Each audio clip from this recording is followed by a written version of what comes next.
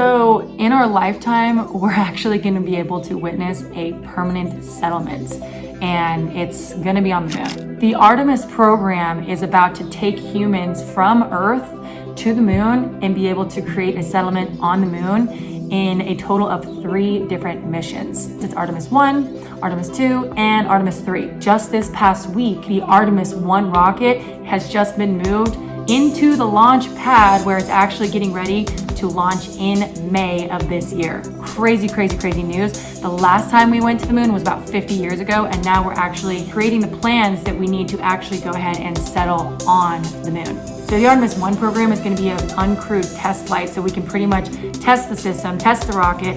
It's going to make sure that the rocket and the spacecraft capabilities are smooth. The actual rocket for Artemis 1 is like ready to go. Like they got this thing going just as of last week. It's called the SLS. This is like a massive rocket. It's a 5 million pound rocket. It stands like 300 feet tall and is designed to carry NASA's Orion capsule. What that means is there's like a little capsule at the top of the rocket that basically carries the astronauts. So the rocket is launching this capsule into space and then getting the astronauts eventually into the orbit of the moon, where then eventually they'll be able to get down onto the moon's surface. So once that launches in May, we're going to test that all out, and hopefully it goes super smoothly to be able to get us to Artemis 2. Artemis 2, which is scheduled a few years from now, is going to be obviously after Artemis 1, and it's going to be the very first crewed flight, you guys. So they won't actually land on the moon, the people that are on this, but they will actually do what's called a flyby, and that's basically to say that they're all going to fly around the moon and then back to Earth. And then Artemis 3 will actually be our first landing on the moon with people on crew.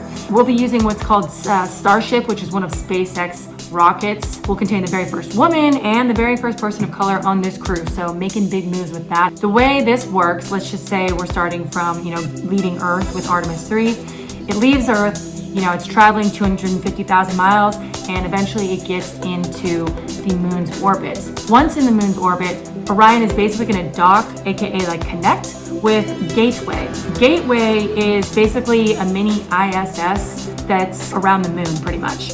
From there, we're going to be able to go to the moon, and we'll use a giant lunar lander, which is SpaceX's Starship.